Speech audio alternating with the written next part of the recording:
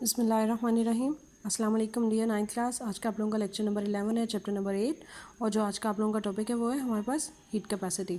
सबसे पहली चीज़ जो क्वेश्चन बनेगा वो हमारे पास है define heat capacity, derived it's formula. Heat capacity से क्या मुराद है और उसके बाद उसका फार्मूला अखज़ करना है हम लोगों ने। 9th क्लास आप लोगों को याद होगा बच्चों, जब मैंने आप लोगों को स्पेसिफिक हीट कैपेसिटी करवाया था तो मैंने आप लोगों को बताया था कि स्पेसिफिक हीट कैपेसिटी में हम लोगों को पास जो मैस है वो हमें फ़िक्स कर दिया गया था कि हमारे पास जो मैस है वो सिर्फ 1 किलोग्राम होगा। लेकिन जब हीट कैपेसिटी हमारे पास आ रही है तो हीट कैपेसिटी में हमारे पास मैस जोन से है उसकी कोई भी अमाउंट फ़िक्स नहीं है, उसकी कोई भी क्वांटिटी फ़िक्स नहीं है। उस क्वांटिटी के अकॉर्डिंग हम लोगों को हीट कैपेसिटी फाइंड आउट करनी होगी। अब यहाँ पर आप देखें, how much heat a body can absorb depends on many factors. Here we define a quantity called heat capacity of a body के बहुत से ऐसे फैक्टर हैं जो किसी भी चीज़ को जब गर्म किया जाता है तो उसके ऊपर इफ़ेक्ट करते हैं। उनमें से जो मेन है हमारे पास, मेन फैक्टर है वो हमारे पास है हीट कैपेसिटी।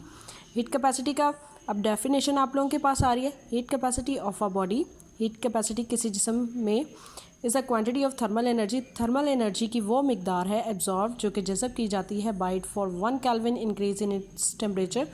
1 केल्विन टेम्परेचर जब इंक्रीज़ किया जाता है तो ये वो हमारे पास आ जाएगी मिकदार, जो हमारे पास क्वांटिटी आएगी। अब 9th क्लास जो बेसिक चीज़ आप लोगों को बताना चाह रही हूँ वो ये है कि जैसे जैसे टेम्परेचर इंक्रीज़ होगा वैसे वैसे हीट भी इंक्रीज़ करेगी। मीन टू से कि इन दोनों का, हीट का और जो टेम्परेचर है, ये दोनों का आपस में जो रिलेशन यहाँ पर बनेगा वो हमारे पास डायरेक्ट रिलेशन बनेगा।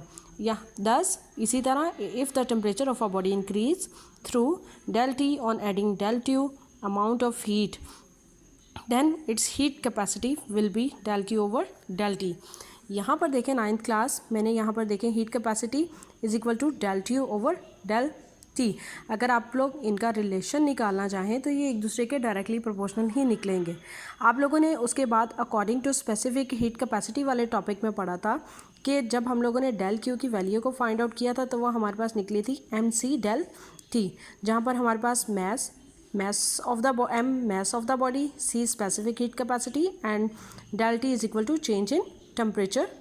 अब उसके बाद यहाँ पे जो ये हमारे पास हीट कैपेसिटी का फार्मूला निकला है del Q over del T, इसमें हम लोग इस del Q की वैल्यू को पुट आउट कर देंगे।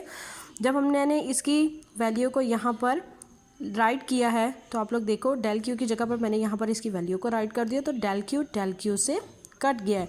यहाँ पर जो हमारे पास अब हीट कैपेसिटी निकली है वो मेरे पास निकल आई है MC। M जो है वो मैस ऑफ द बॉडी और जो C है वो हमारे पास स्पेसिफिक हीट कैपेसिटी आ जाएगा। अब उसकी एग्जांपल आप इस तरह से देखो कि स्पेसिफिक हीट कैपेसिटी जब आप लोगों ने पढ़ी थी तो वहाँ पर 1 किलोग्राम ऑफ वाटर की हम लोगों ने स्पेसिफिक हीट कैपेसिटी बताई गई है। लेकिन अगर आप लोगों को 5 किलोग्राम ऑफ वाटर की हीट कैपेसिटी निकालनी है तो आप लोगों को ये वाला फार्मूला राइट करना पड़ेगा MC। जैसे यहाँ पर देखें मैस हमारे पास कितना है 5 किलोग्राम और C कितना है हमारे पास, जो वाटर की स्पेसिफिक हीट कैपेसिटी है वो हमारे पास है 4200 जॉल पर किलोग्राम पर केल्विन।